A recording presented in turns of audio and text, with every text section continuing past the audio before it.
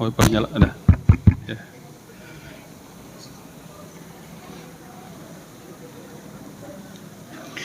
A'udzubillahi minasyaitonirrajim. Bismillahirrahmanirrahim. Alhamdulillahirabbil alamin wa kafa wassalatu wassalam ala nabiyil mustafa.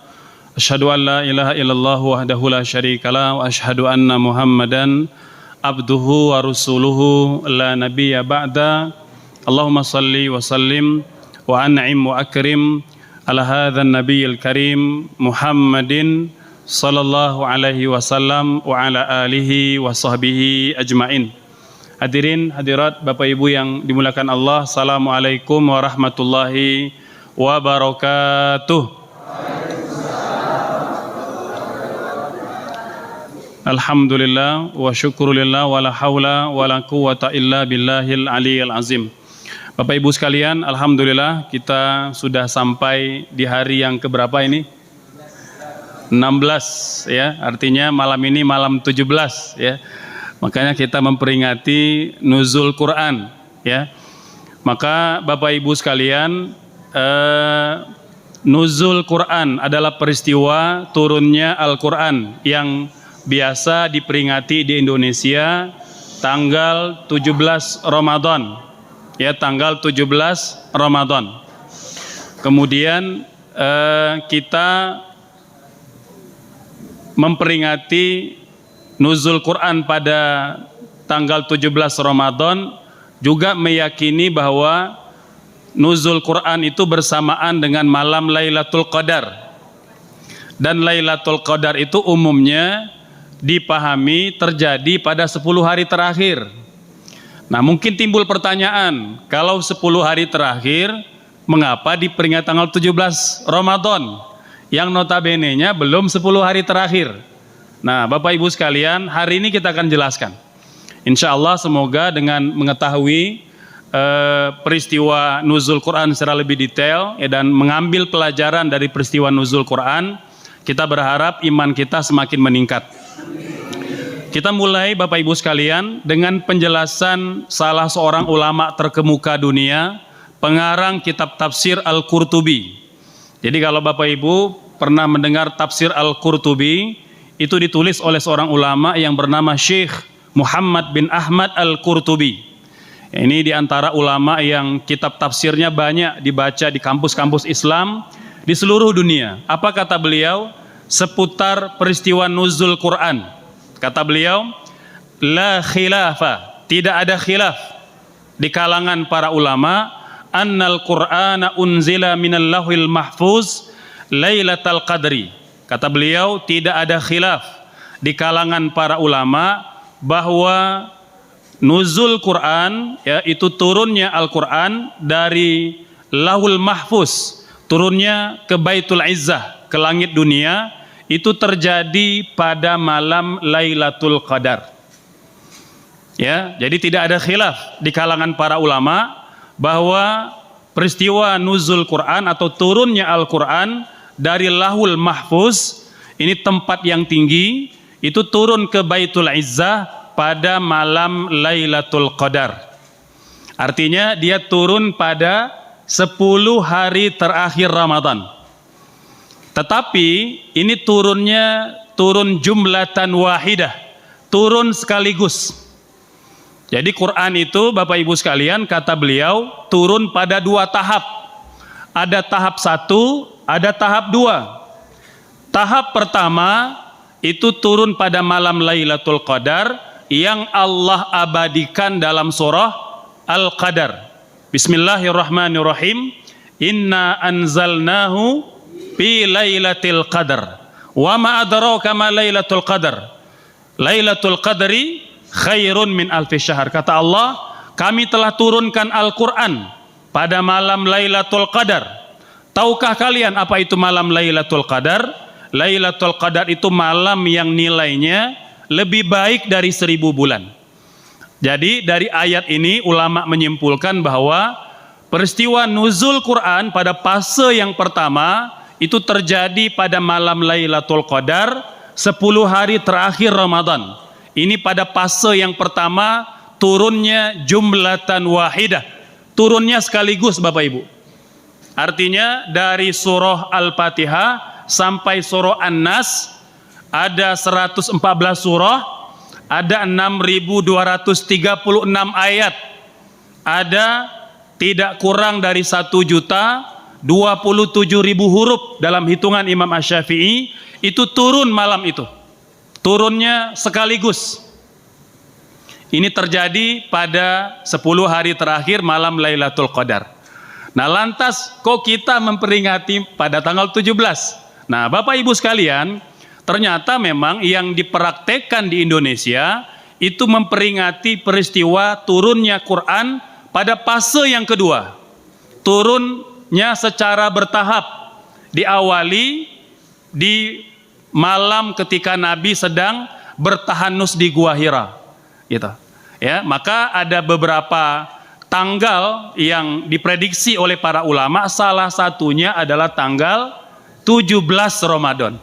Nah, jadi biar tahu nih, ya, jadi tidak kita benturkan antara tradisi yang telah diamalkan sejak dulu.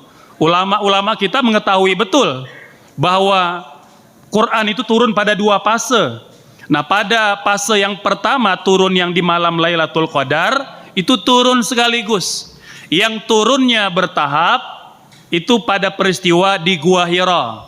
Nah, di antara pandangan para ulama adalah tanggal 17 Ramadan. Itulah asal muasal mengapa ulama-ulama di Nusantara tidak ada yang kemudian mempersoalkan itu. Karena yang dilihat adalah peristiwa turunnya Quran, nuzul Quran pada fase yang kedua, yang turunnya secara bertahap, ya. Maka Bapak Ibu sekalian, ya, seperti mana yang tadi kita uraikan, turunnya Quran secara bertahap. Pada fase yang pertama itu sekaligus. Pada fase yang kedua, nah, turunnya secara bertahap. Najman atau nujuman. Turunnya itu dengan beberapa waktu, ya, selama tidak kurang 20 tahun. Ada ulama yang mengatakan selama 23 tahun. Sesuai dengan usia dakwahnya Nabi, 13 tahun di kota Mekah, 10 tahun di Madinah, maka totalnya ada 23 tahun. Maka Quran diturunkan secara bertahap selama 20 hingga 23 tahun, dimulai pada malam 17 Ramadan. Dimulai dengan malam 17 Ramadan. Nah, terkait dengan nuzul Quran yang sekaligus, Bapak Ibu, memang ada 2 tanggal yang populer di kalangan para ulama. Ada yang mengatakan tanggal 24, ada yang mengatakan tanggal 27.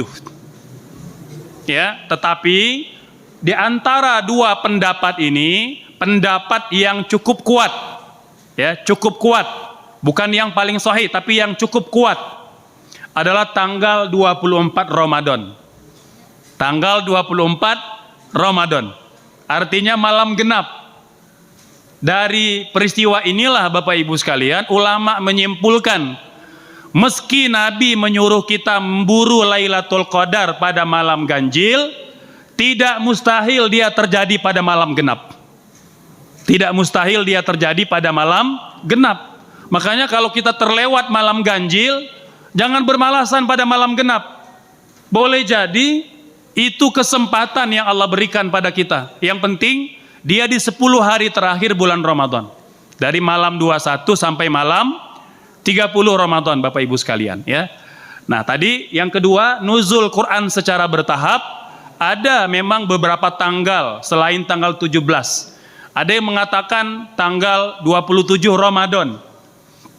Ada yang mengatakan tanggal 17 Ramadan. Bahkan ada pendapat yang mengatakan turunnya Quran pertama kali di Gua Hira, yang perintah Iqra bismi rabbikal ladzi khalaq, itu tidak terjadi di bulan Ramadan, tapi terjadi di bulan Rajab.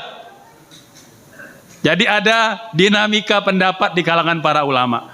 Namun Bapak Ibu sekalian, di antara sekian banyak pendapat itu, tanggal 17 inilah yang diyakini oleh para ulama sebagai tanggal turunnya Al-Quran. Mengapa?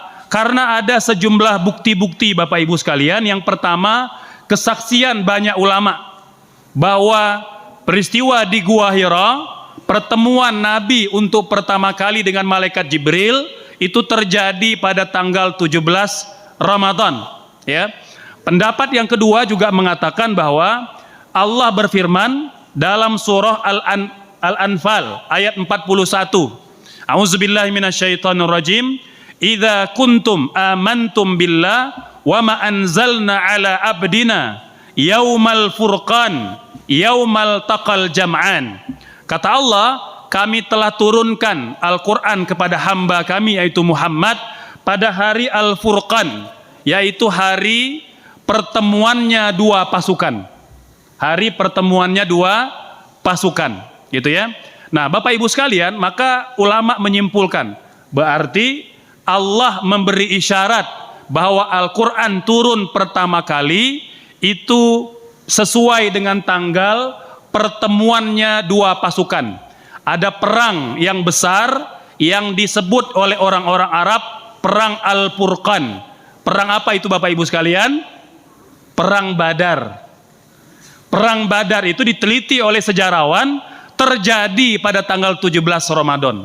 Maka ada kesesuaian, kecocokan antara kesaksian para ulama di kalangan sahabat tabi'in juga dengan Al-Quran dan juga penjelasan dari para ulama bahwa yang Allah maksudkan dalam Al-Quran sebagai hari pertemuannya dua pasukan itu adalah peristiwa perang Badar, Bapak Ibu sekalian, ya. Nah, ini kalau kita lihat dari segi tanggal ataupun kalender, ya.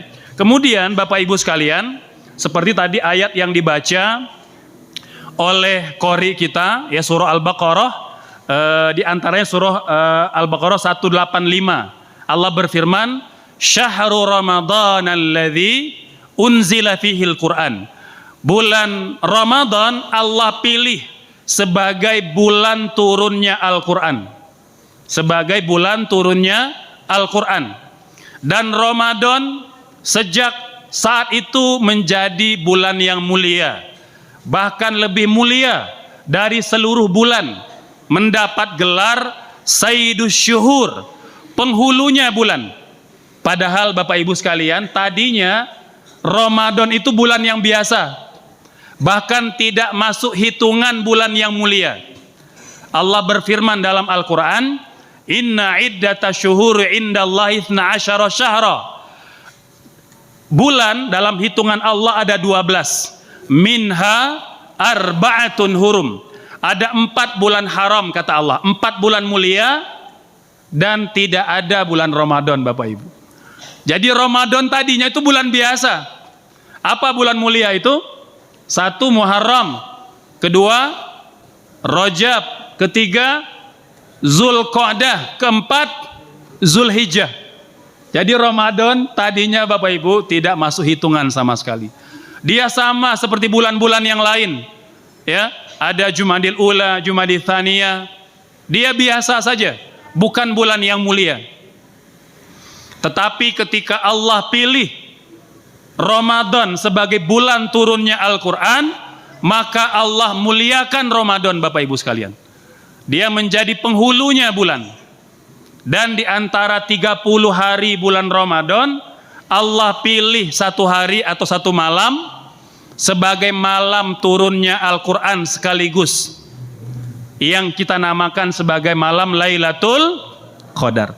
Sepakat para ulama, Bapak Ibu, Lailatul Qadar adalah malam yang terbaik di sepanjang malam kehidupan manusia.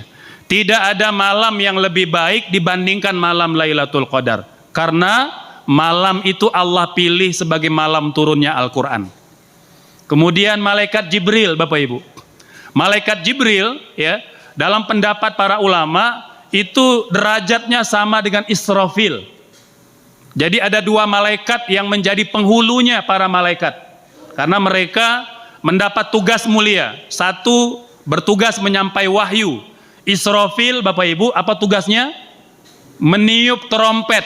Kata Nabi, ketika bertemu menggambarkan malaikat Israfil, bibir atau mulut Israfil itu telah ada di depan trompetnya, tinggal menunggu perintah, Bapak Ibu.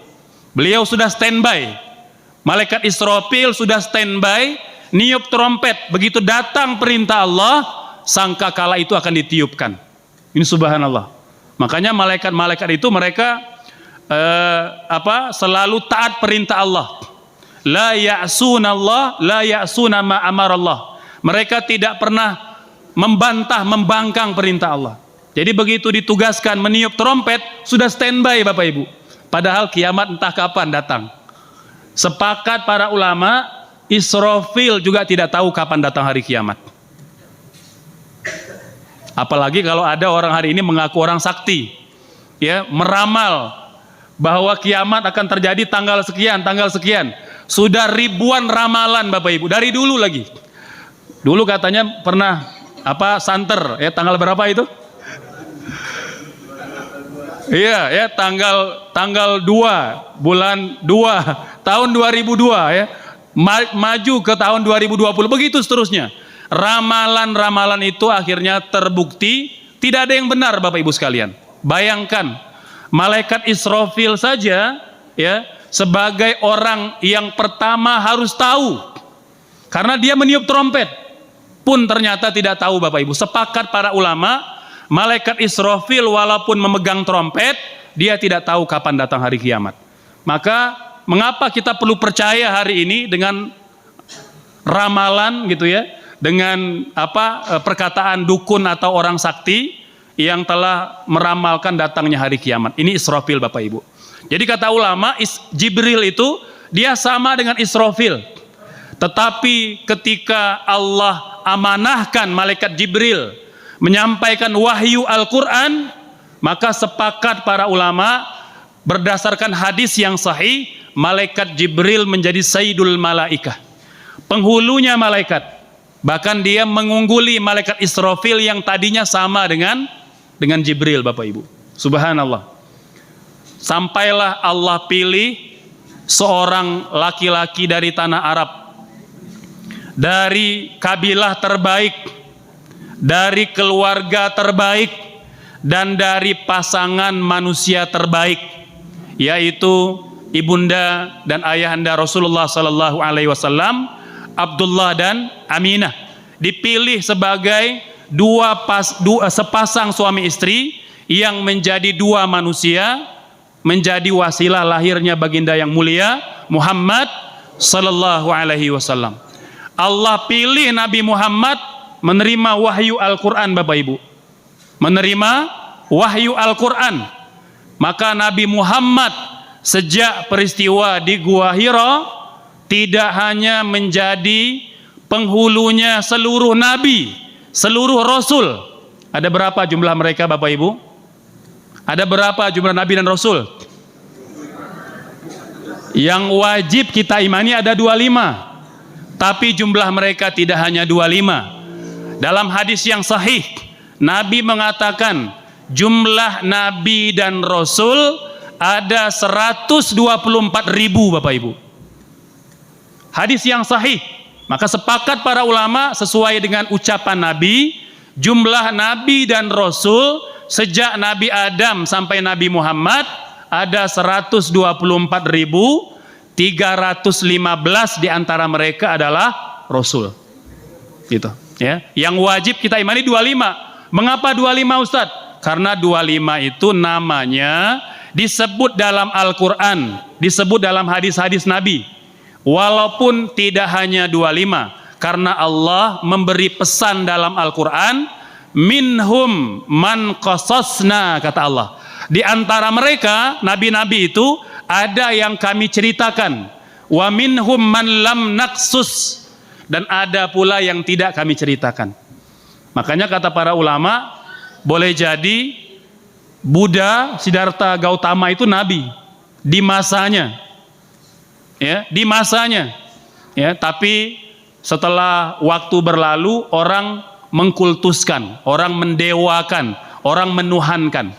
Gitu, karena banyaknya nabi rasul yang Allah utus kepada umat manusia. Maka Bapak Ibu, sejak peristiwa di Gua Hira, Nabi Muhammad menjadi tidak semata-mata penghulunya seluruh nabi dan seluruh rasul, tapi Sayyidul Khalqi Ajma'in, penghulunya seluruh makhluk, seluruh malaikat, seluruh jin, seluruh manusia, seluruh hewan, itu semuanya yang terbaik adalah baginda yang mulia Muhammad sallallahu alaihi wasallam. Makanya Bapak Ibu sekalian, pada peristiwa Isra wal Mi'raj, Nabi berangkat dari kota Mekah, Masjidil Haram, kemana? Ke Palestina, ke Baitul Maqdis, sholat di Al-Aqsa, transit di sana. Itu menjadi imam 124.000 orang Nabi dan Rasul. Allah turunkan pada malam Isra wal Mi'raj, Bapak Ibu. Allah turunkan, semuanya bermakmum di belakang Nabi Muhammad sallallahu alaihi wasallam. Ini menunjukkan bahwa memang Nabi itu adalah penghulunya seluruh Nabi dan seluruh Rasul, bahkan penghulunya seluruh umat manusia dan makhluk yang Allah ciptakan. Bapak Ibu sekalian, inilah kemuliaan Nabi Muhammad sallallahu alaihi wasallam. Gitu. Kata para ulama, jika Allah muliakan Ramadan dengan Al-Quran, Allah muliakan Lailatul Qadar dengan Al-Quran, Allah muliakan Jibril dengan Al-Quran, Allah muliakan Nabi mulia Muhammad dengan Al-Quran, maka kalau Quran itu ada dalam dada orang-orang yang beriman, mereka amalkan, maka mereka akan mulia seperti mana Allah muliakan Ramadan, Allah muliakan Lailatul Qadar, Allah muliakan Jibril, Allah muliakan Muhammad sallallahu alaihi wasallam. Oleh sebab itu Bapak Ibu sekalian, Nabi berpesan kepada kita dalam hadis yang sahih, innallaha yarfa'u bihadzal kitabi aqwaman wa yada'u bihil akharin. Allah akan memuliakan, mengangkat derajat manusia dengan Al-Quran, dan akan menghinakan mereka juga dengan Al-Quran. Jadi Bapak Ibu, Al-Quran itu ternyata bisa memuliakan, bisa pula menghinakan. Kapan kita dimuliakan? Kalau kita memuliakan Al-Quran. Dan kapan kita dihinakan hidupnya? Kalau kita mengabaikan Al-Quran. Oleh sebab itu Bapak Ibu, seperti yang tadi dikatakan Pak DKM, nuzul Quran sejatinya tidak boleh kita peringati semata-mata sebagai peringatan saja. Harus diambil pelajaran, ada durusnya, ada ibarnya, ada pelajaran, ada ibrah yang perlu kita ambil, agar jangan sampai peringatan-peringatan yang sudah diinisiasi oleh para ulama kita, agar umat itu kembali kepada Al-Quran setelah mereka mungkin jauh dari Al-Quran. Bapak Ibu sekalian, tentang jauhnya kita dari Al-Quran ini sudah pernah diramalkan oleh Rasulullah sallallahu alaihi wasallam. Bapak Ibu, dalam hadis yang sahih, ya, Nabi dikatakan, ya, mengucapkan sebuah kalimat yang kalimat itu kelak Allah abadikan dalam Al-Quran. Jadi Bapak Ibu, ada ucapan-ucapan Nabi yang Allah abadikan dalam Al-Quran sebagai penegasan kepada orang-orang yang beriman tentang pentingnya ucapan Nabi. Apa yang Nabi pernah ucapkan Bapak Ibu 1400 tahun yang lalu. Wa qala ar-rasul, berkatalah Rasul, yaitu Nabi Muhammad, ya Rabb, ya Tuhan, inna qaumi, sesungguhnya umatku, kaumku, ittakhadhu hadzal qur'ana mahjura. Umatku nanti akan menjadikan Quran sesuatu yang tidak diacuhkan. Al-Quran akan ditinggalkan Bapak Ibu sekalian. Ya, makanya kata para ulama, di antara tanda kiamat besar ketika mushaf sumat tinggal kertasnya saja, huruf-hurufnya diangkat, dihilangkan oleh Allah Subhanahu wa taala, sehingga tak seorang pun lagi bisa baca Quran.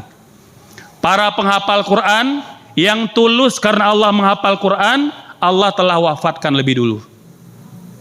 Jadi tidak lagi ada penghafal Quran, mushaf sudah tinggal kertas. Ada pula yang mengatakan mushaf tetap ada, tapi umat Islam semuanya buta huruf Al-Quran. Masya Allah. Ya, jika pada hari ini Bapak Ibu sekalian, jumlah orang buta huruf Al-Quran itu sudah mencapai 60% Bapak Ibu. Subhanallah. Ya, jadi berapa jumlah umat Islam Indonesia? Katanya sudah hampir 300.000. 300 juta. Gitu ya. Artinya 55 sampai 60% Bapak Ibu itu buta huruf Al-Quran. Padahal kita negara mayoritas Muslim, tapi ternyata tinggi sekali tingkat buta huruf Al-Qurannya. Maka Bapak Ibu kita perlu waspada ini. Perlu waspada. Karena kata Nabi, umatku menjelang hari kiamat akan mengabaikan Al-Quran, tidak mengacuhkan Al-Quran lagi. Padahal dulu dia menjadi sesuatu yang sangat banyak dibaca oleh para sahabat Nabi. Ya, karena Ramadan itu bulan turunnya Al-Quran, makanya zikir terbaik di bulan Ramadan adalah baca Quran. Jadi kalau Bapak Ibu menanya, Ustadz kira-kira apa zikir terbaik di bulan Ramadan? Baca Quran. Itu zikir terbaik. Karena menghimpun semua kebaikan. Apalagi kalau kita bawa Al-Quran dalam Qiyamul Lail, maka berkumpul semua kebaikan. Ada kebaikan baca Quran, ada kebaikan zikir, ada kebaikan doa, ada kebaikan istighfar, ada kebaikan sholawat. Jadi kalau Bapak Ibu bertanya amalan apa yang paling utama dikerjakan pada bulan Ramadan, setelah yang fardu adalah Qiyamul Lail, sholat malam, apakah tarawih atau tahajud. Kalau tarawih ya bisa dikerjakan sebelum tidur atau setelah tidur ya. Tetapi kalau dia setelah tidur, maka dia punya nama dua ya, bisa disebut tarawih, bisa disebut tahajud. Tapi kalau dikerjakan sebelum tidur, maka namanya tarawih saja ya. Itu kelebihan bagi mereka yang mengerjakan sholat tarawih ditambah dengan sholat tahajud gitu ya. Nah, Bapak Ibu sekalian, dan Nabi juga mengatakan asyamu wal Qur'an yashfa'an. Quran dan puasa adalah pemberi syafaat Bapak Ibu. Dia penolong. Padahal Bapak Ibu sekalian, pada hari kiamat kelak Allah menggambarkan suami melupakan istri, istri melupakan suami, orang tua melupakan anak, anak melupakan orang tua. Pada hari itu Bapak Ibu, kita hanya memikirkan keadaan masing-masing. Ya, saking luar biasanya hari itu. Ya, tetapi kata Nabi, ada dua penolong yang setia akan mendampingi kita. Yang pertama adalah puasa dan yang kedua adalah Al-Quran. Bapak Ibu, dengan izin Allah, dua ibadah ini akan datang pada hari kiamat. Entah dalam rupa apa rupa keduanya. Kata Nabi, berkata puasa berkata kepada Allah, ya Rabb, mana'tuhu bit-ta'am, aku telah membuat dia menahan diri dari makan dan minum ketika di dunia, maka berikanlah dia keringanan pada hari ini. Itu kata puasa. Kemudian datang Al-Quran, ya Rabb, mana'tuhu an-nauma bil-laili fasyafi'ni. Kata Al-Quran, ya Allah, aku telah membuat dia kurang istirahatnya. Bapak Ibu, kurang istirahatnya karena apa? Karena baca Quran. Kita biasa mungkin sholat tidurnya 6-8 jam. Pada bulan Ramadan karena baca Quran, kita kurangi tidurnya, maka Quran akan berhujah di hadapan Allah, minta syafaat. Maka Bapak Ibu sekalian, Allah berkata payashfa'ani, maka keduanya akan memberi syafaat kepada orang yang beramal dengan keduanya. Oleh sebab itu Bapak Ibu sekalian, para sahabat itu mereka orang yang sibuk dengan Al-Quran, sampai-sampai mereka tidak sempat berdoa, tidak sempat berdoa kepada Allah. Maka Nabi bersabda pada hadis yang sahih, Kalau ada orang yang sibuk dengan Al-Quran, membacanya, menelaahnya, baca terjemahnya, baca tafsirnya, ikut kajian ilmunya, ya, belajar tajwid, belajar makharijul huruf. Kata Nabi, barang siapa yang sibuk dengan Al-Quran sampai tidak sempat berdoa, aku berikan dia lebih baik daripada yang aku berikan kepada yang berdoa. Subhanallah, Bapak Ibu sekalian. Saking sibuk dia baca Quran, dekat dengan Quran, sampai lupa berdoa, kata Nabi tidak perlu dia risau. Dia tidak berdoa saja, cukup sibuk dengan Al-Quran, Allah berikan yang lebih baik daripada yang Allah beri kepada orang yang berdoa. Bapak Ibu, ini ucapan Allah dalam hadis Nabi yang kita kenal dengan hadis kursi.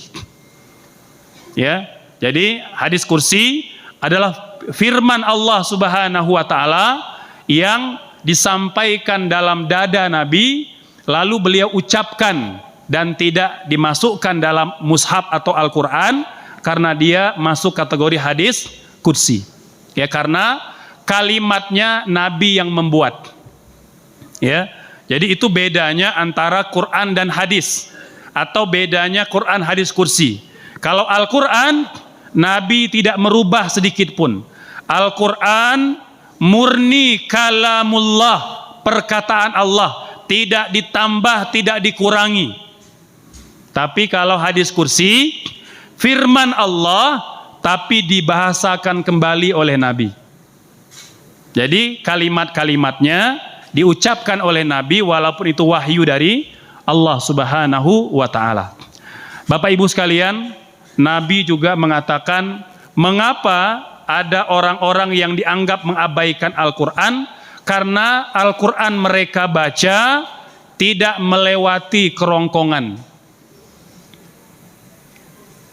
Apa maksudnya Bapak Ibu sekalian? Kata Nabi, yakhruju nasun minal masyrik, menjelang hari kiamat akan datang umat manusia dari arah timur. Mana arah timur Bapak Ibu sekalian? Nanti kalau ke Madinah, buka Kompas, lihat mana arah timur. Indonesia itu termasuk timur Bapak Ibu sekalian. Tapi saya tidak mengatakan Nabi sedang bicara Indonesia. Tapi Nabi menyebut timur. Sebagai orang timur, kita wajib waspada. Karena apa? Karena Nabi mengatakan akan datang menjelang hari kiamat umat manusia dari arah timur. Mereka rajin baca Quran, Bapak Ibu. Rajin baca Quran. Bukan tidak baca Quran, mereka rajin baca Quran. Tetapi kata Nabi, la yujawizu taraqiyahum.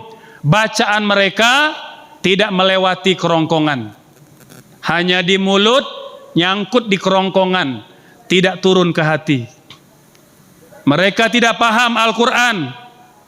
Mereka tidak pernah mentadaburi maknanya dan tidak pernah berusaha mau belajar. Quran hanya tinggal bacaan. Apa yang terjadi kata Nabi? Yamrukuna minad din. Mereka meninggalkan agama. Bapak Ibu, subhanallah. Jadi ternyata orang yang dianggap meninggalkan agama bukan berarti tidak baca Quran.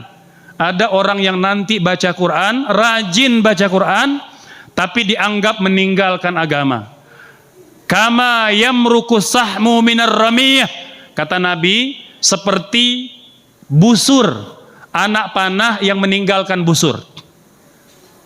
Tidak mungkin anak busur kembali ke busurnya. Seperti mana tidak mungkin orang itu kembali kepada agama. Subhanallah. Maka Bapak Ibu sekalian, hadis ini perlu kita renungi. Ya, bukan untuk menakut-nakuti, sebagai motivasi.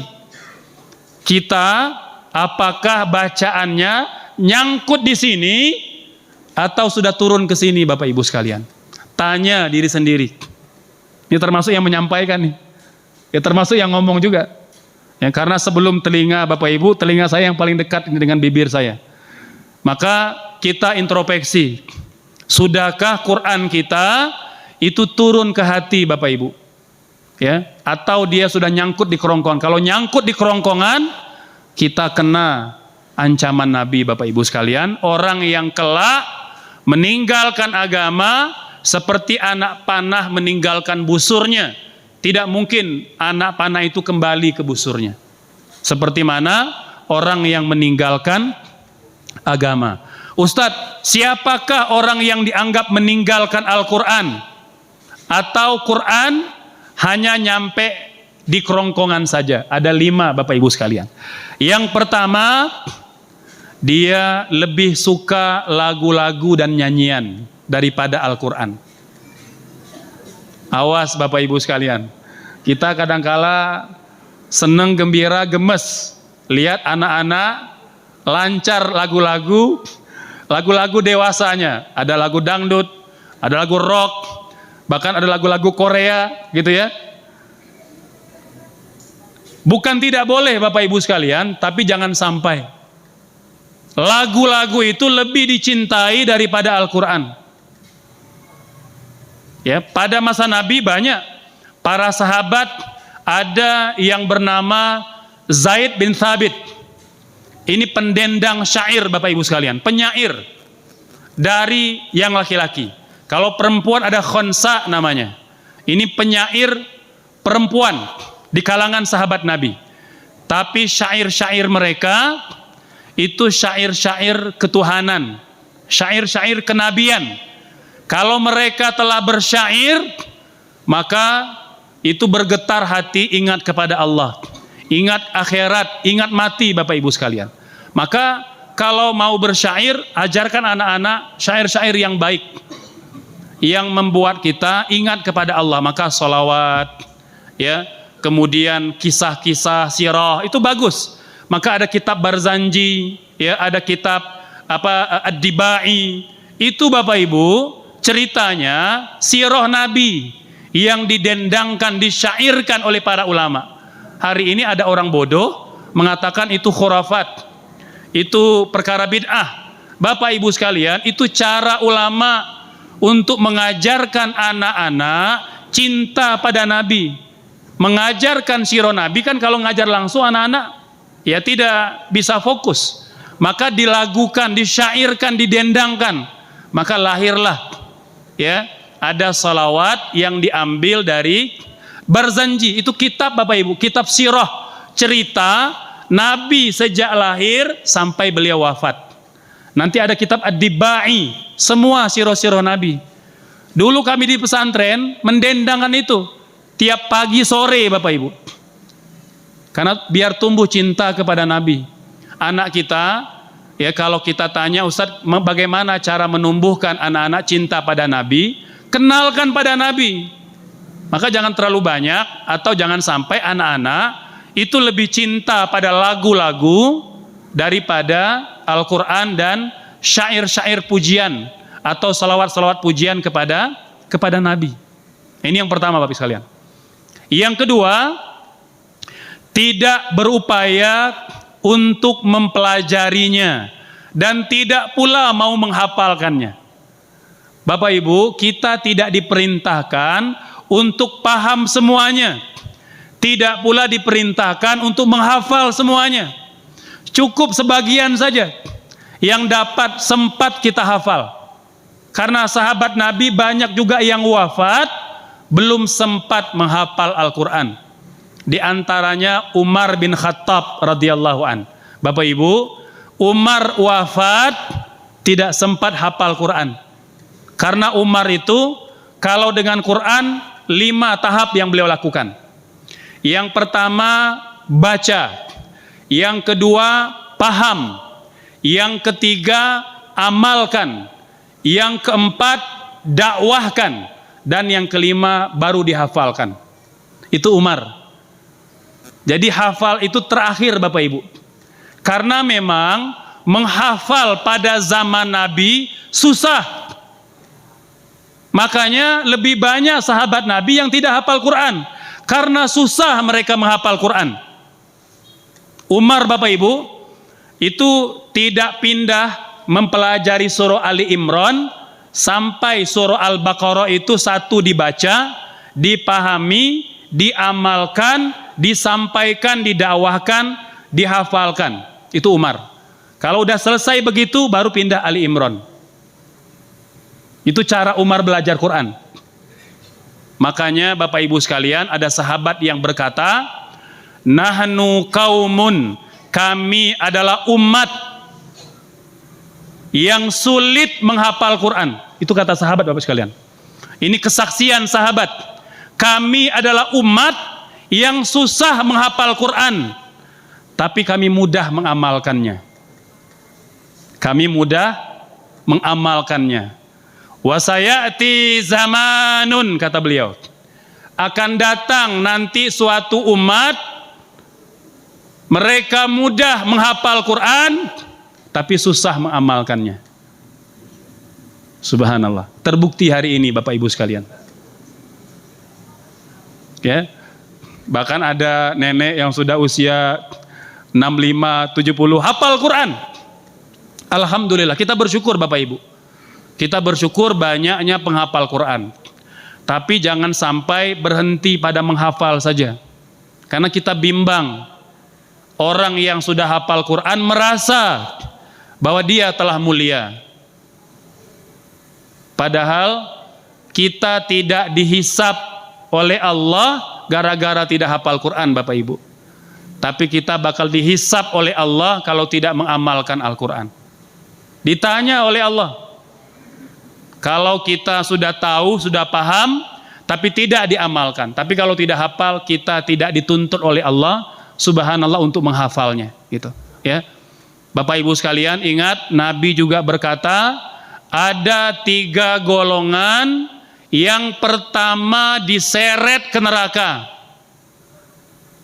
Dan 3-tiganya bukan ahli maksiat, bukan pezina, bukan pemabok, bukan penjudi, bukan pembunuh Bapak Ibu. 1 diantaranya penghafal Quran. Ditanya oleh Allah, mengapa engkau menghafal Quran?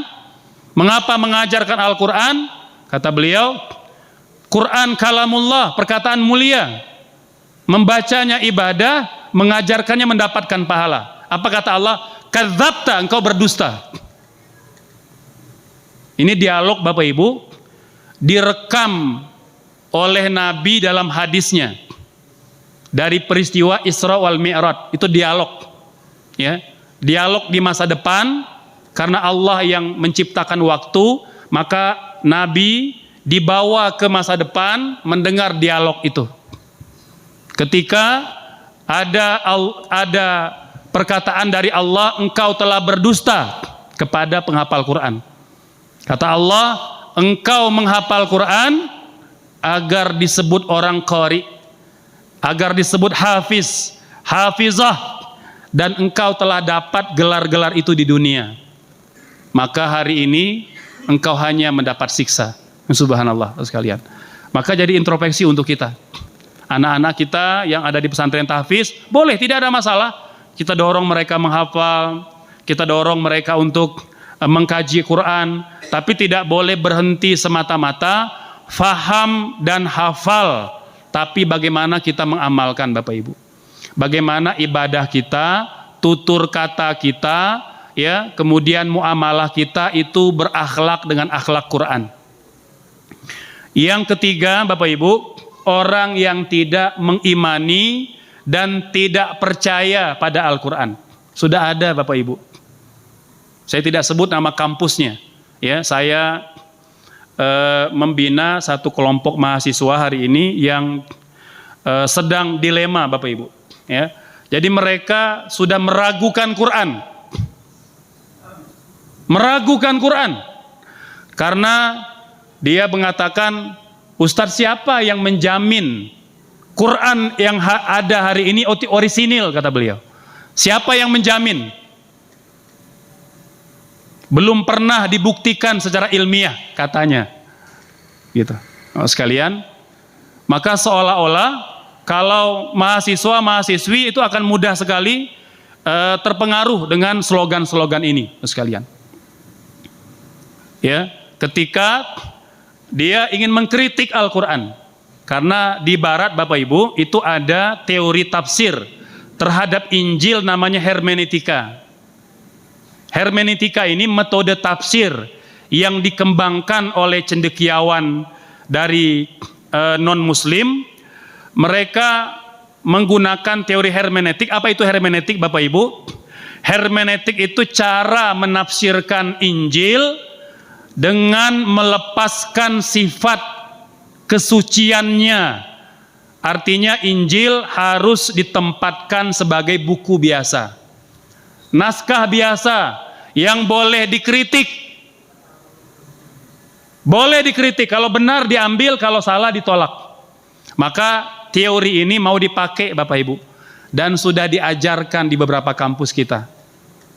Hermeneutik, mahasiswa dicekoki teori baru cara membaca Al-Quran dengan teori hermeneutik. Artinya kalau Anda ingin paham Al-Quran, maka harus lepaskan diri dulu dari belenggu pikiran Quran itu suci. Maka dia dianggap Quran itu buku biasa. Jangan dianggap suci, jangan dianggap sakral, sehingga kita boleh kritik. Maka yang saya kritik, Ustadz, Quran itu banyak terjadi bias gender. Laki-laki terlalu superior terhadap wanita. Ar-rijalu qawwamuna 'alan nisa. Laki-laki pemimpin bagi kaum wanita. Lizzakari mislu hadzil unsayain. Warisan lebih besar laki-laki dibanding wanita. Terus begitu. Itu satu halaqah Bapak Ibu saya sedang kelola sekarang. Subhanallah. Ini korban pendidikan Quran yang salah. Padahal Bapak Ibu sekalian, kita meyakini betul seperti mana firman Allah, inna nahnu nadzalna dzikra wa inna lahu lahafizun. Kami yang telah turunkan Al-Quran, kami yang menjaganya, kata Allah. Bapak Ibu, hari ini aja kalau satu orang coba ngarang-ngarang Al-Quran, nambah satu huruf saja, maka pasti ada orang yang tahu kalau itu adalah tambahan. Itulah cara Allah menjaga Al-Quran dengan banyaknya penghafal dan ulama-ulama Al-Quran. Sekalian, ya. Ini yang ketiga. Yang keempat, ya, tidak mentadaburinya.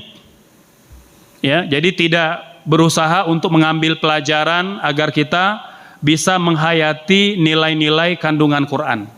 Bapak Ibu, cara tadabbur Quran paling simpel itu adalah untuk level dasar. Pertama, paham terjemah, resapi maknanya dan ulang-ulang. Ibunda Aisyah, Bapak Ibu sekalian, beliau pernah baca satu ayat. Beliau baca dari ba'da isya, diulang-ulang sampai subuh. Karena merasa betul dengan ayat itu. Ada kenikmatan ketika membacanya. Dan itu tidak mungkin bisa dilakukan kalau kita tidak paham maknanya. Maka Bapak Ibu yang biasa tadarusan, kalau bisa ditingkatkan dengan tadarus baca terjemahnya. Kalau tidak bisa 30 juz, minimal surah Al-Baqarah gantian.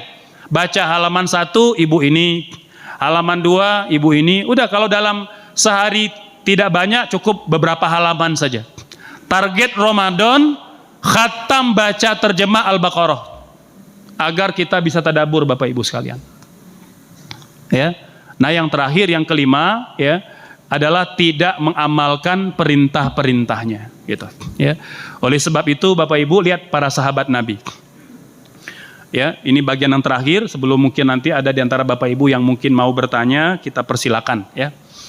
Al-Aswad, Bapak Ibu, saking menikmati Al-Quran, dia khatam setiap 2 malam sekali. Khatam 2 malam sekali. Artinya malam itu dia baca 15 juz, karena setiap 2 malam khatam sekali. Qatadah khatam seminggu sekali. Mujahid khatam setiap malam. Imam Syafi'i, kata Robi bin Sulaiman muridnya, guru kami Imam Syafi'i khatam baca Quran di Ramadan 60 kali. 60 kali Bapak Ibu, artinya Sehari berapa kali? 2 kali. Sekali di siang hari, sekali di malam hari. Kalau kita khatam baca kulhu mungkin. Imam Syafi'i khatamnya 2 kali sehari Bapak Ibu. Dan itu tidak hanya hari pertama Ramadan, tapi berlanjut sepanjang 30 hari Ramadan hingga dia khatam 60 kali. Kata Robi bin Sulaiman, itu beliau lakukan sampai dia wafat. Artinya bukan cuma sekali Bapak Ibu, tapi berkali-kali. Itu ya. Ada yang pernah khatam sehari sekali di sini? Sekalian ada yang pernah? Ya, berat Bapak Ibu sekalian. Ya, berat. Nah, Bapak Ibu sekalian, yang terakhir ya, mohon maaf. Kata Nabi dalam Al-Quran, ya, Allah berfirman, "Tsumma awrathnal kitaba alladziina istafaina min ibadina, faminhum zalimun li nafsihi, wa minhum muqtasidun, wa minhum sabiqun bil khairat." Kata ulama Bapak Ibu sekalian, maksud ayat ini ketika Allah telah turunkan Al-Quran, manusia terbagi 3 golongan. Maka kita nanti melihat kita ada di kelompok yang mana. Yang pertama kata Allah, zalimun li nafsihi. Orang yang justru tak pernah mengindahkan perintah dan larangan Al-Quran, sehingga lebih banyak dosa yang dia lakukan dibanding kebaikan. Tenggelam dalam dosa Bapak Ibu. Quran dibacakan, tausiah disampaikan, ceramah diberikan, nggak masuk. Mental, hatinya sudah berkarat, yang ada dia senantiasa berkubang dalam maksiat. Ini yang pertama. Yang kedua kata Allah, minhum muqtasidun. Ada orang yang 50-50 Bapak Ibu. Dosanya 50, kebaikan 50. Ya, nah ini mending lah gitu ya. Tetapi Bapak Ibu sekalian, ini juga bukan yang terbaik. Ada orang yang betul dia berbuat baik, tapi di waktu yang sama dia juga masih berbuat dosa. Sholatnya jalan, maksiat jalan. Rajin baca Quran, rajin juga gosipin orang. Rajin berinfak bersedekah, rajin juga itu zalim dengan tetangga, parkir sembarangan, blokir jalan, ya, nutup jalan nggak izin RT RW, nggak izin warga. Hati-hati Bapak Ibu sekalian, ya. Jadi jangan sampai kita melakukan kebaikan di waktu yang sama masih berbuat dosa. Nah, yang diinginkan oleh Allah yang ketiga, sabiqun bil khairat. Orang yang kadangkala berbuat dosa, terjerumus dalam maksiat, tapi lebih banyak dia berbuat kebaikan. Jadi sabiqun bil khairat Bapak Ibu ini bukan malaikat, bukan orang yang tak pernah berdosa, karena yang maksum itu cuma Nabi Muhammad dan para nabi dan para rasul, itu yang maksum. Kalau manusia pasti berbuat khilaf. Nah, yang Allah inginkan adalah sabiqun bil khairat. Dia cepat menyusul kebaikan. Kalau berbuat dosa segera bertaubat, segera berbuat kebaikan, ditambah kebaikannya agar Allah menutupi dosa dengan kebaikan. Karena kata Nabi, innal hasanat yuzhibna sayiat. Kebaikan itu dapat menutup dosa.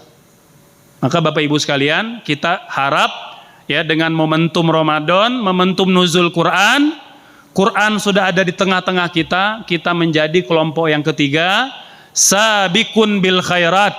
Orang yang kadangkala berbuat dosa, tapi lebih banyak waktunya dioptimalkan dalam berbuat kebaikan kepada Allah Subhanahu wa Ta'ala. Baik Bapak Ibu sekalian, demikian untuk tausiah pada sore hari ini tentang nuzul Quran. Semoga dapat diambil pelajaran. Mangga mungkin ada waktu bagi yang ingin bertanya, 1-2 mungkin kita persilakan. Mangga Bapak Ibu, boleh? Mangga Bapak Ibu sekalian jamaah, ada yang mau bertanya? Ya, 1. Enggak.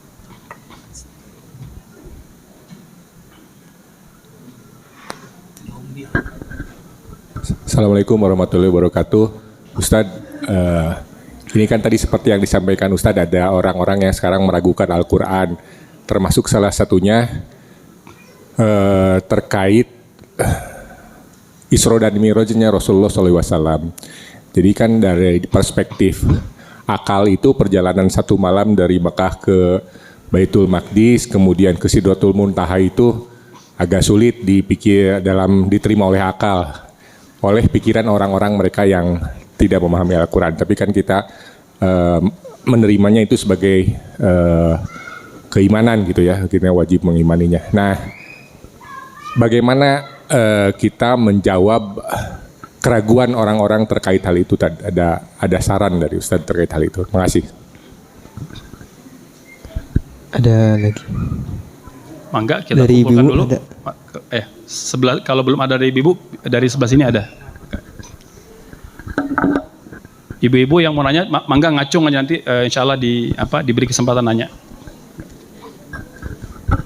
Assalamualaikum warahmatullahi wabarakatuh. Waalaikumsalam. Ustaz, bahwa Al-Quran itu adalah kitab suci, sesuatu yang disucikan. Ada kisah pada waktu Umar bin Khattab mau masuk Islam, itu adiknya yang dihardik begitu ya. Kemudian Umar akan pegang, maka bilang, jangan pegang itu, kau adalah najis. Makanya ada salah satu syarat untuk memegang Al-Quran itu adalah kita harus berwudu dulu, bersuci dulu. Nah, masalahnya sekarang banyak sekali terjemah ya, Quran dan ada terjemahnya. Atau Quran kemudian ada tafsirnya. Nah, ini ada ayat-ayatnya. Apakah juga demikian pada waktu kita akan membaca Quran yang di dalamnya disatukan dengan terjemahnya, atau kita mempelajari tafsir, itu juga harus berwudu gitu. Terima kasih. Ya. Mangga, masih ada yang lain? Dari ibu ada yang nanya? Oh ya, mangga dari ibu ada yang nanya.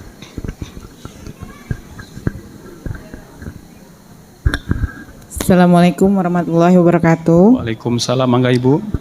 Ustadz izin bertanya, masalah wanita yang diberikan privilege tentang haid. Untuk gimana Ibu? Wanita yang diberikan privilege atau kelebihan oleh Allah mengenai haid untuk membaca Al-Quran. Jadi kalau terbiasa mentilawahkan Al-Quran pas semasa haid di bulan Ramadan, untuk mendapatkan itikaf gitu ya Ustadz, pahala itikaf itu seperti apa gitu Ustadz kiatnya agar kebiasaan itu jadi sama gitu dengan pahala orang-orang yang bersuci gitu. Itu aja Ustadz.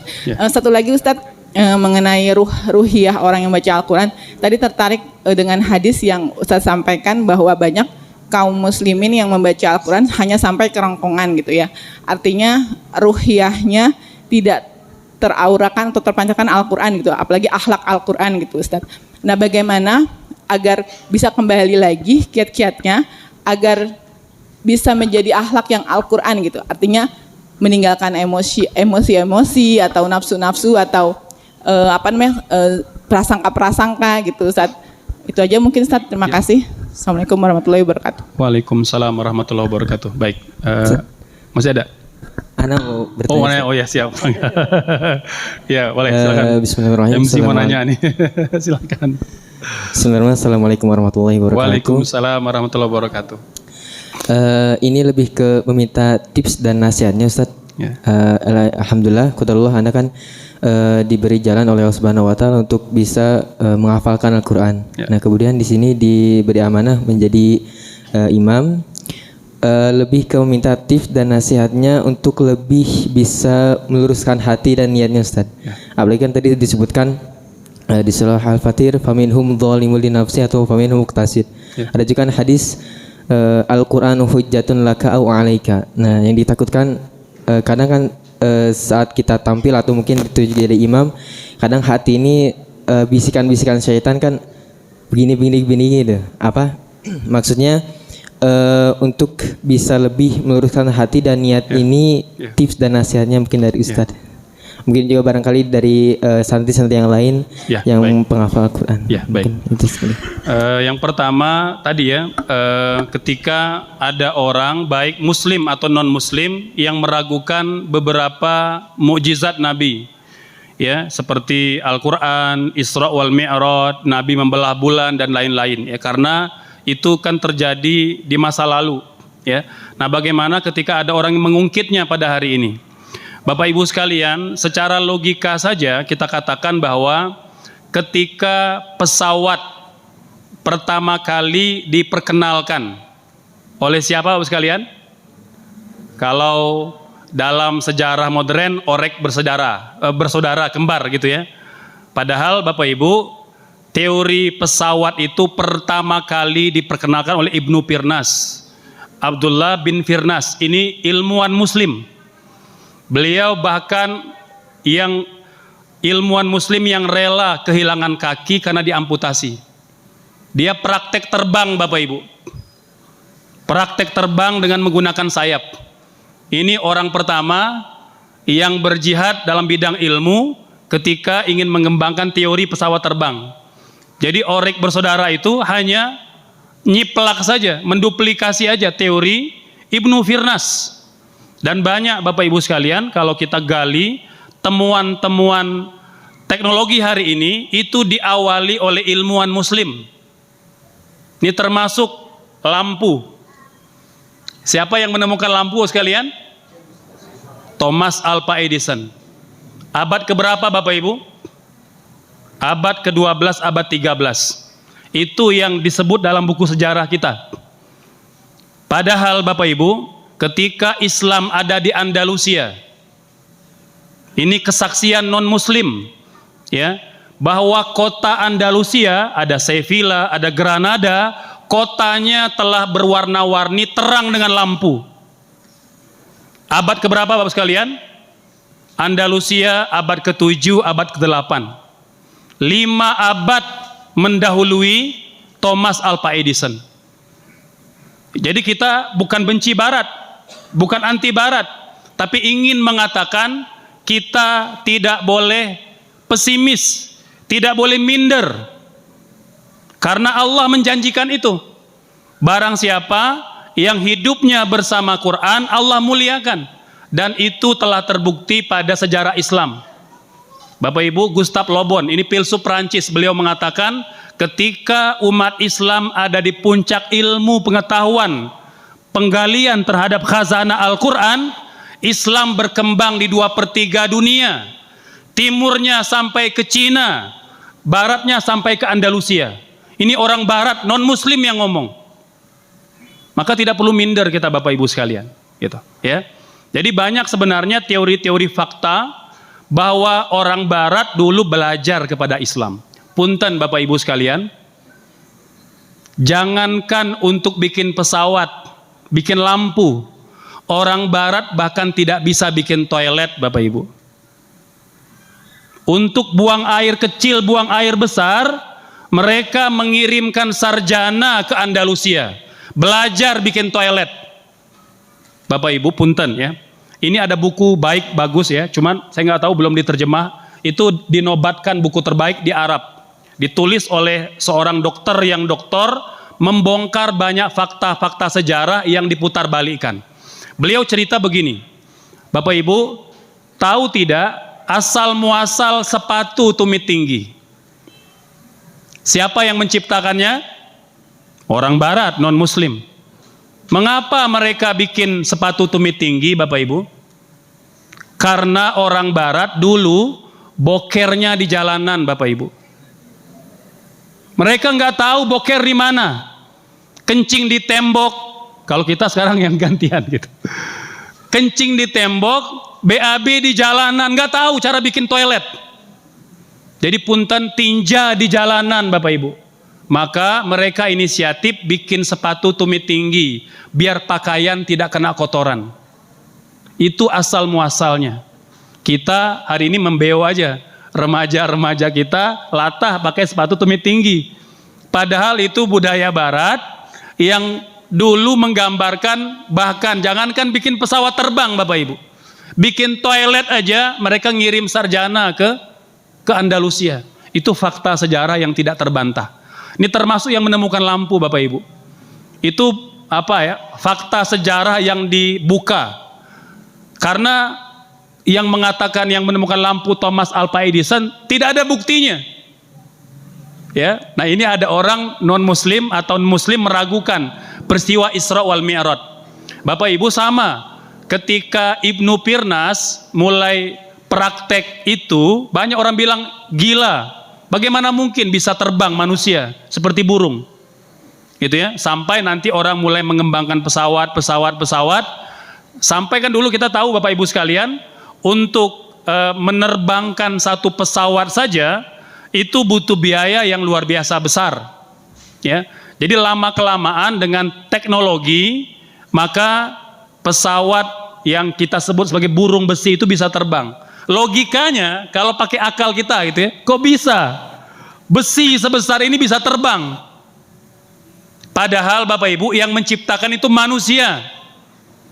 Bayangkan kalau yang membuatnya Tuhannya manusia. Gitu. Maka sebenarnya dengan kita berikan logika-logika seperti ini mereka akan paham Bapak Ibu sekalian. Orang yang sudah ada hidayah dalam hatinya itu mudah sekali diketuk dengan logika seperti itu. Ya, bahwa manusia aja sudah bisa menciptakan. Yang sekarang Bapak Ibu itu mulai diteliti mesin waktu. Ya, kita bisa berpindah antar negara tidak perlu pakai pesawat. Merubah jasad kasar kita menjadi energi, dipindahkan lewat mesin waktu, diteliti sekarang.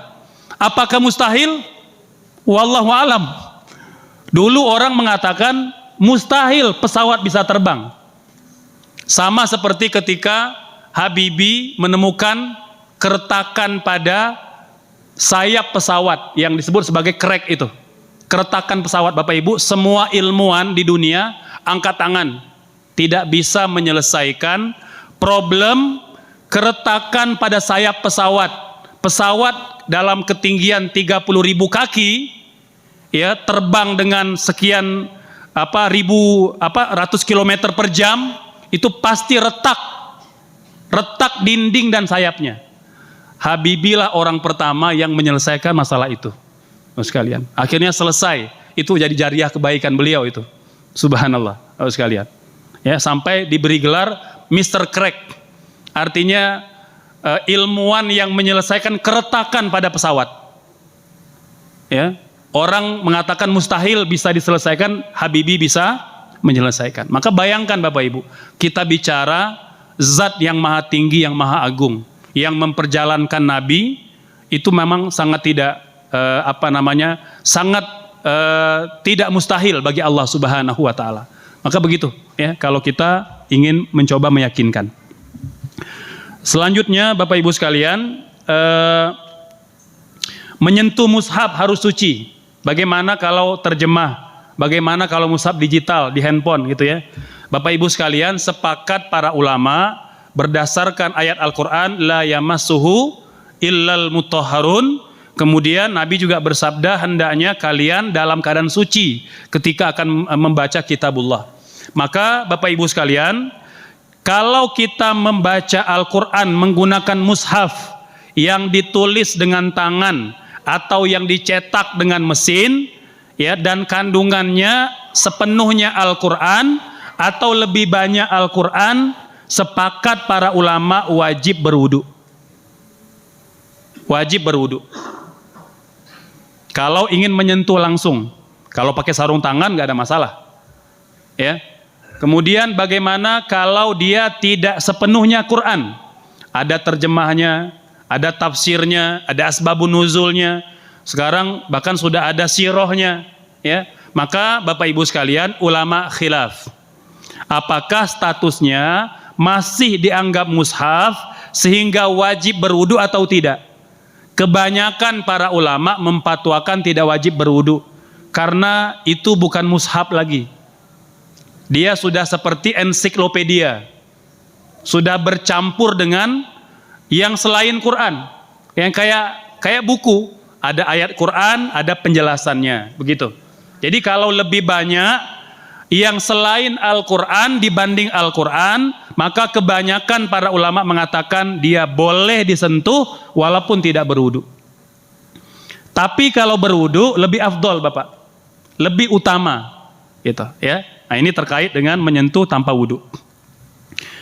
Wanita yang haid, ya, membaca Quran, bagaimana agar tetap bisa beribadah? Bapak Ibu sekalian, pertama, haid bagi wanita adalah ibadah.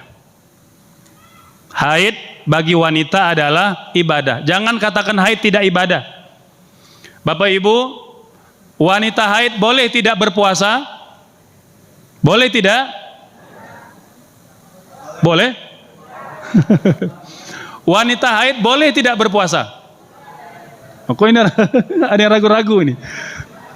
Wanita yang sedang haid boleh tidak berpuasa? Boleh apa tidak nih? Ada yang mengatakan boleh.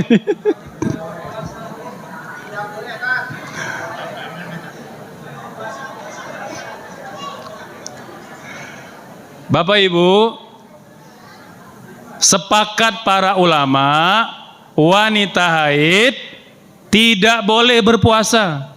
Haram hukumnya berpuasa.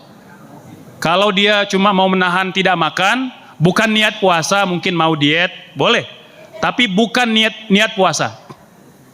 Oh, ini pengen diet aja atau pengen sehat, boleh. Bukan niat puasa.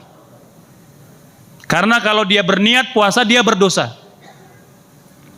Boleh tidak wanita haid sholat? Tidak boleh, sepakat para ulama. Gitu, ya. Nah, mengapa wanita haid tidak boleh sholat, tidak boleh puasa?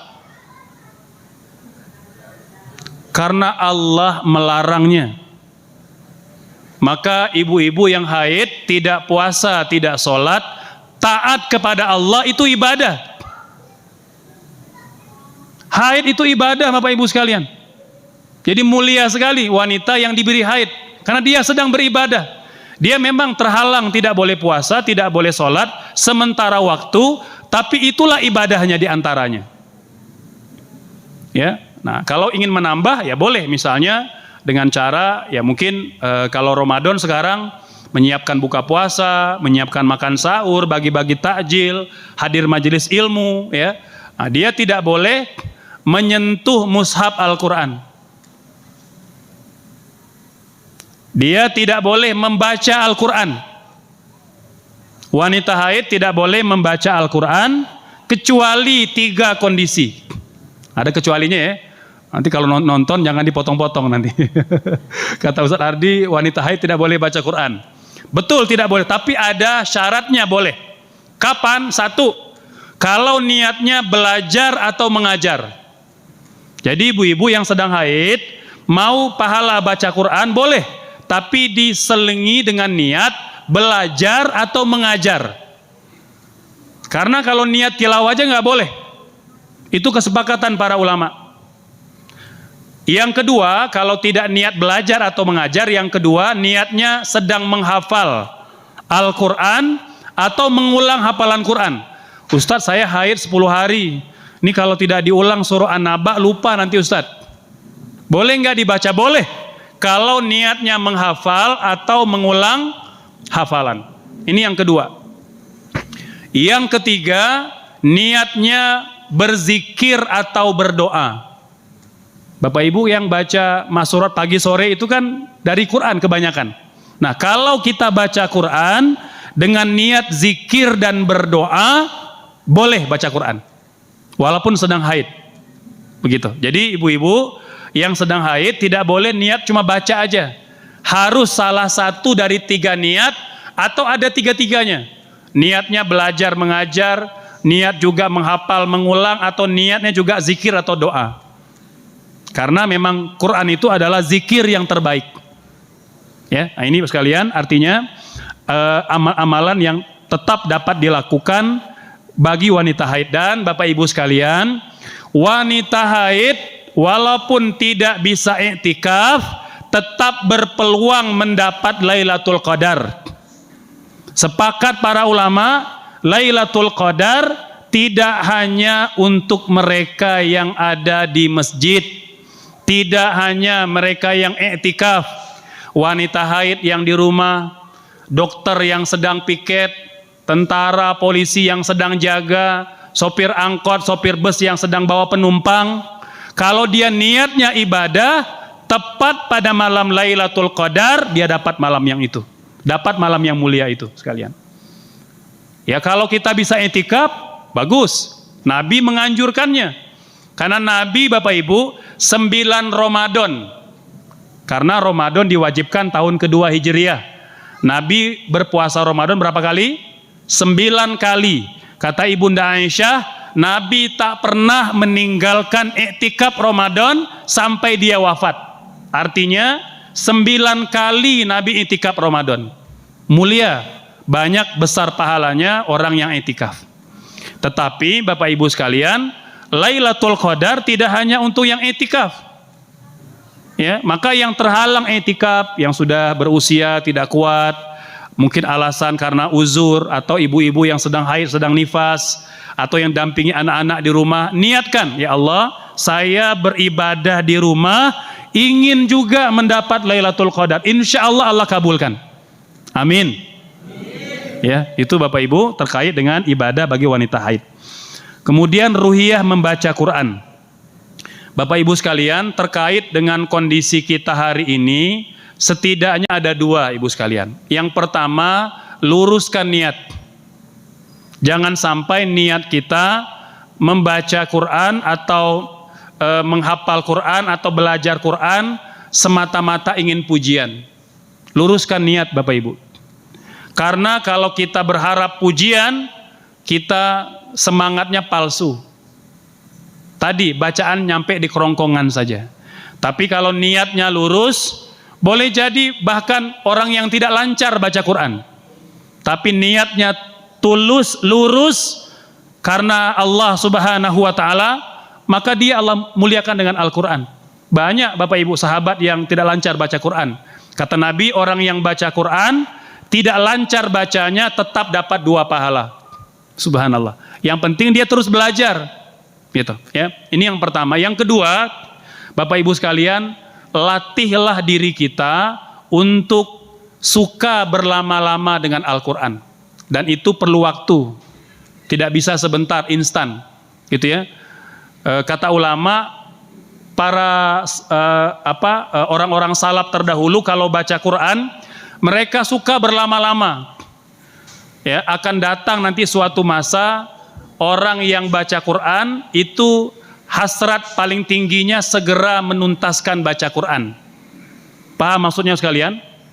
Kalau baca Quran target 1 juz, baru baca 2 halaman, dilihat berapa halaman lagi ya 1 juz. Begitu. Dia tidak menikmati Bapak Ibu. Pokoknya pengen cepat aja. Aduh baru 3 halaman, berapa halaman lagi ya? Begitu terus.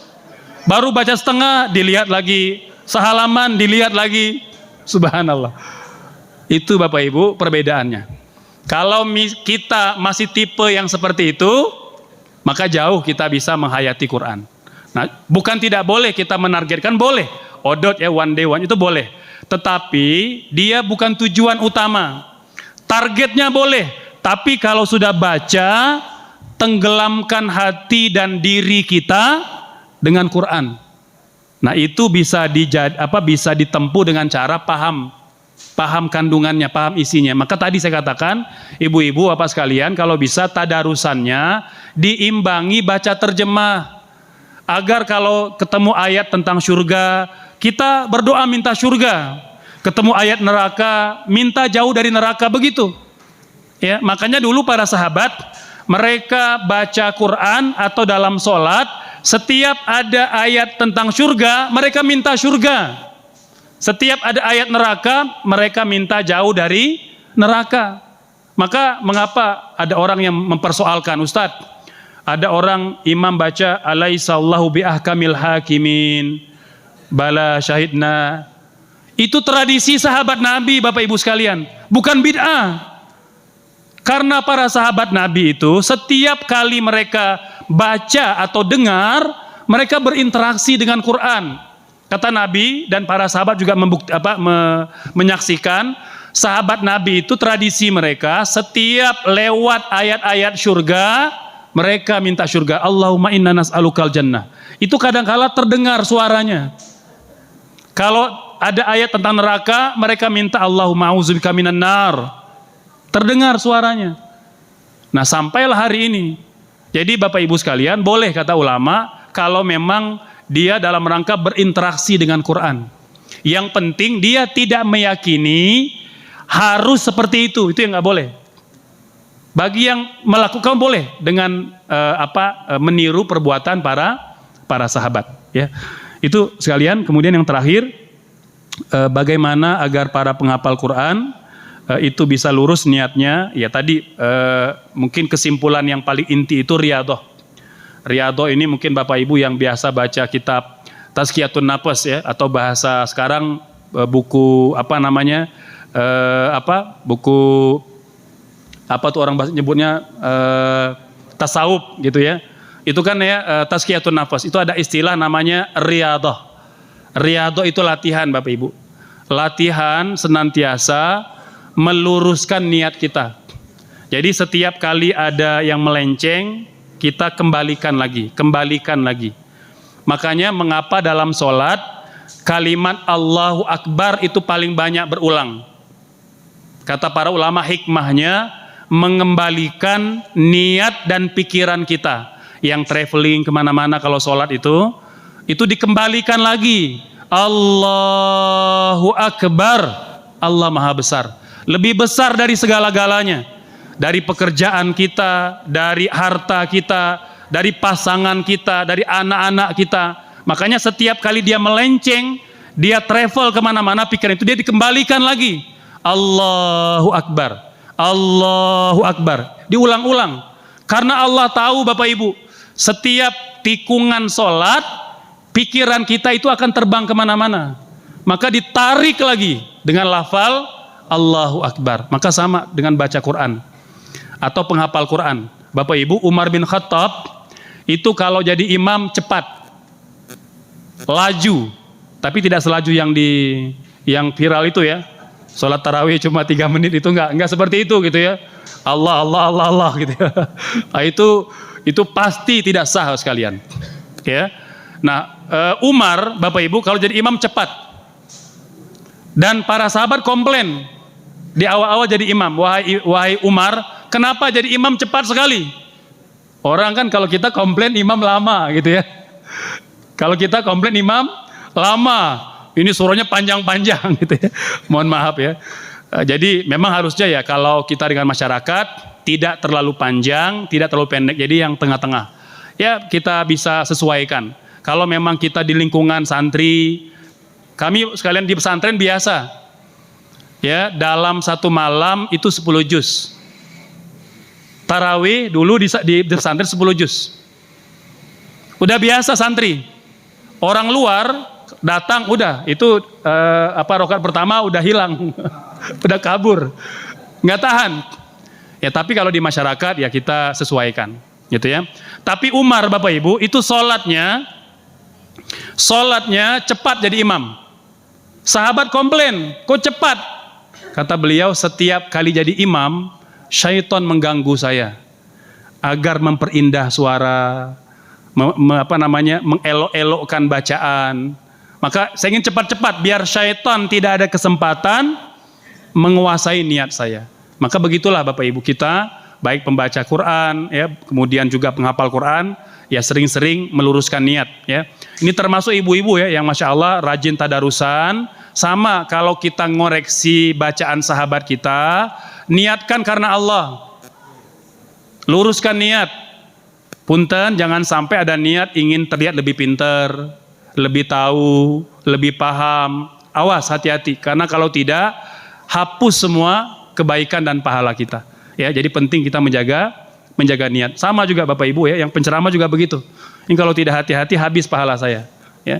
Jadi siapapun yang Allah beri kesempatan beramal, sering-sering meluruskan niat. Sering-sering meluruskan niat agar kita tidak dirampok pahalanya oleh syaitan. Wallahu alam, terjawab semua pertanyaan ya. Masih ada? Oh ya, enggak, silakan. Ada? Atau masih ada yang lain? Atau yang terakhir? Insyaallah. Enggak, Pak, silakan. Hatur nuhun. Bapak. Assalamualaikum warahmatullahi wabarakatuh. Waalaikumsalam warahmatullahi wabarakatuh. Pak Ustadz, bagaimana hukumnya membaca Al-Quran maupun mengartikan? Karena maaf ya Bapak-Bapak, ketika saya masih ada di Tempurung dulu, waktu ada di persimpangan jalan, memanai Al-Quran itu sangat mudah sekali gitu. Artinya arti, makna dan keterangan begitu. Tidak merujuk kepada tafsir begitu. Nah, sekarang setelah saya keluar dari Tempurung, tahu di sana itu ada banyak penyimpangan arti dan makna dan keterangan begitu. Contohnya dalam Al-Quran surat yang bacanya begini. Wa taqsimu bihablillahi jami'an wala tafarraqu. Nah, dengan artian jami'ah itu jamaah. Kalau sekarang kita keseluruhan. Waktu saya dalam Tempurung itu jami'ah itu jamaah. Itu satu, Pak Ustaz. Artinya hanya kelompok tertentu aja gitu ya. Lalu yang kedua, Pak, banyak penyimpangan itu dalam surat An-Nisa kalau nggak salah. Ya ayyuhalladzina amanu atiullaha wa atiur rasula wa uril amri minkum gitu. Nah, waktu saya dalam Tempurung itu uril amri itu ya uril amri amir punya amir begitu. Ya, amir jamaahnya gitu ya. Oh iya, ya begitulah kira-kira. Tapi sekarang uril amri itu kan pemerintah yang berkuasa. Nah, itu alhamdulillah. Gimana? Karena waktu di sana itu tidak merujuk pada tafsir, Pak. Sangat mudah tuh. Karena banyak orang-orang yang tergiur waktu itu. Wah, mudah sekali ini memeluk agama yang benar itu karena sangat mudah arti, keterangan dan makna arti, makna dan keterangan. Tapi setelah saya keluar dari Tempurung, Pak Ustadz, oh kok kenapa begini? Di sana itu banyak yang tidak merujuk pada tafsir sehingga banyak penyimpangan di dalam Al-Quran sendiri. Contohnya tadi ya watasimu bihablillahi jami'ah wala tafarraqu, dan yang kedua atiullaha wa atiur rasulah wa uril amri. Okay. Gini itu gimana hukumnya ya, Pak Ustadz ya? Baik, ya. Hatur nuhun, Pak. Ya, sami-sami. Assalamualaikum warahmatullahi wabarakatuh. Waalaikumsalam. Yang terakhir atau masih ada yang lain? Ibu ada yang mau nanya? Ini kajian sampai berbuka. Baik, kalau tidak ada berarti yang terakhir ya. Gak ada ya, berarti yang terakhir. Ya, baik. Sekalian, betul Bapak. Jadi memang kalau kita ingin makna yang sebenarnya, pemahaman yang benar, maka memang tidak cukup dengan terjemah. Tidak cukup dengan terjemah. Gitu ya. Apalagi menyimpulkan hukum, nggak boleh. Bahaya. Dan pernah terjadi di masa Nabi. Sahabat, mereka mulia. Tapi tidak semua ulama. Ulama, Bapak Ibu, di kalangan sahabat itu hanya 10% saja. Yang lain ada mujahid, ada pedagang, pengusaha, ada dokter, ya, ada petani, ada macam-macam profesinya. Ulama hanya 10%. Yang memang tidak banyak. Nah, ada seorang sahabat Nabi yang memang dia semangat belajar agama, tapi kebablasan menafsirkan Al-Quran. Ketika dia membaca ayat, Allah berfirman, walillahil masyriqu wal maghrib fa'ainama tuwallu fathamma wajhullah innallaha wasi'un alim. Allah memiliki penjuru timur dan penjuru barat. Kemanapun kalian menghadapkan wajah untuk ibadah, hadapkanlah. Allah itu maha luas lagi maha mengetahui. Dia menyimpulkan, oh kalau begitu sholat tidak wajib arah kiblat, kata beliau. Boleh menghadap ke arah mana saja. Nah, ini kebablasan. Dia paham maknanya, tapi langsung menyimpulkan hukum. Ini yang tidak boleh. Kalau paham makna terjemah atau makna secara utuh boleh. Tapi jika dia langsung menyimpulkan, mengistimbatkan hukum itu tidak boleh. Dia perlu ilmu dan perlu dasar. Maka ditegur oleh seorang pakar tafsir di kalangan sahabat namanya Abdullah bin Abbas. Ini diberi gelar Turjumanil Quran, penafsir Al-Quran setelah Nabi Muhammad Sallallahu Alaihi Wasallam. Bapak Ibu, Abdullah bin Abbas ini dulu remaja soleh, remaja baik, itu dapat berkahnya tabarukan dengan Nabi ketika satu hari minta, ya Rasulullah, tolong doakan saya. Nah, ini adik-adik yang muda-muda atau yang kita punya anak, kalau bisa anak-anak kita pesan kalau lagi ngaji, ketemu ulama, ketemu ustadz, ketemu guru, ketemu habaib, masyayikh, minta didoakan. Bapak Ibu, Abdullah bin Abbas tadinya remaja biasa, tapi jadi tidak biasa ketika dia minta ke Nabi, wahai Nabi doakan saya. Bapak Ibu, apa yang Nabi lakukan? Nabi pegang dadanya seraya berkata, Allahumma faqihu fid din wa allimhu ta'wil. Ya Allah, ajarkan dia agama dan ajarkan dia tafsir. Subhanallah. Maka Abdullah bin Abbas remaja menjadi ahli tafsir terkemuka di kalangan sahabat, Bapak Ibu. Jadi kalau terjadi banyak khilaf di kalangan para ulama, maka pendapat Abdullah bin Abbas yang dianggap paling kuat. Karena beliau dianggap paling menguasai kitab tafsir. Beliau tegur sahabat Nabi tadi, ayat yang kau baca benar, tafsirnya salah. Kata beliau, ayatnya benar, tapi tafsirnya salah. Engkau tahu ayat itu ada asbabun nuzulnya. Bapak Ibu, ayat itu ada asbabun nuzulnya. Walaupun tidak setiap ayat ada asbabun nuzul. Sekalian ya, kebanyakan ayat ada asbabun nuzul. Ada ayat, ada surah. Tapi tidak semua ada asbabun nuzul. Ada ayat yang memang tidak ada sebab turun, dia turun aja atas kehendak Allah Subhanahu wa taala. Kata Abdullah bin Abbas, engkau tahu bahwa suatu hari sahabat Nabi sedang dalam perjalanan. Mereka mau sholat karena masuk waktu zuhur, tapi mendung. Dulu kan tidak ada internet, tidak ada kompas, tidak tahu arah kiblat. Mereka berpandukan pada matahari.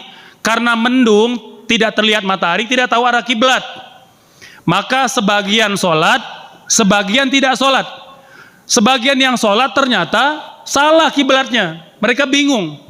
Akhirnya pulang ke Nabi, pulang ke Madinah, nanya wa Nabi, kami sholat karena tidak tahu arah kiblat tapi salah. Apa solusinya? Nabi tidak tahu jawabannya. Maka turunlah ayat. Maka tadi hikmahnya mengapa ayat pada 17 Ramadan malam pertama itu turun secara berangsur-angsur. Tujuan apa? Menjawab pertanyaan-pertanyaan dan persoalan yang dihadapi oleh para sahabat. Kata Abdullah bin Abbas, maka Allah turunkan jawabannya. Kalau kalian tidak tahu arah kiblat, boleh sholat menghadap kemana saja. Itu. Jadi katanya sholat tetap wajib arah kiblat sampai hari kiamat. Tidak berubah. Tapi dalam kondisi tidak tahu arah kiblat, boleh kita sholat menghadap ke suatu arah. Kalau salah gimana Ustadz? Kata para ulama, kalau salah sholatnya tidak wajib diulang. Dia sudah sah sholatnya walaupun salah. Ya, nah betul Bapak. Jadi memang untuk paham menyimpulkan hukum ya harus ulama. Tidak boleh kita ngarang-ngarang. Oh ini tafsir surah Al-Ikhlas. Nggak boleh ngarang-ngarang. Kalau nggak punya ilmunya. Ibu-ibu mau hafizoh sekalipun nggak boleh ngarang-ngarang kalau nggak punya ilmunya, bahaya. Nah, tetapi untuk paham tafsirnya minimal pertama baca terjemah dulu, agar ya nanti kalau belajar ngaji tafsir dengan Ustadz kita mudah ngikuti. Ini berat kalau ngajar tafsir, kalau Bapak Ibu baca terjemah aja nggak pernah, susah kita ngajarnya. Nah, Bapak Ibu untuk pertama. Kan nggak mungkin ngajar ibu-ibu, bapak ngajar. Ayo hari ini kita ngaji kitab tafsir Ibnu Katsir. Berat. 4 jilid. Bisa 10 tahun baru selesai. Nah, minimal dicicil dengan cara baca terjemahnya. Tapi hanya untuk memahami makna dasar aja, bukan untuk menyimpulkan hukum. Jadi tidak boleh Bapak.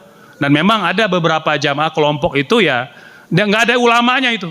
Nggak ada ulamanya. Saya juga Bapak itu membina satu keluarga besar alumni sebuah jamaah. Ya, itu tafsirnya ngarang semua. Seperti yang tadi Bapak katakan itu, ngarang semua. Ya, bahwa harus taat kepada amir, harus bersyahadat. Jadi syahadat Bapak Ibu tidak sah, Islamnya tidak sah kalau tidak bersyahadat di depan amir mereka. Jadi kita ini masih kafir ini kalau belum bersyahadat di depan amirnya. Itu karena banyak yang nggak berilmu, banyak ngarang itu, ya.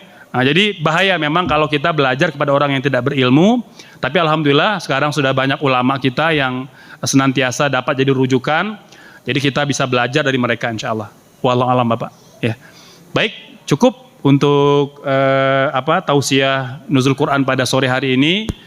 Semoga tidak semata-mata pengetahuan, tapi dapat kita amalkan. Ya, dan kita juga berharap semoga Allah memberikan taufik kepada kita semua, pertolongan agar kita dapat membaca Quran tidak semata-mata nyangkut di kerongkongan, tapi turun sampai ke hati dan dapat kita amalkan. Amin, Allahumma amin. Demikian Bapak Ibu sekalian, semoga bermanfaat. Astagfirullahaladzim. Wassalamualaikum warahmatullahi wabarakatuh.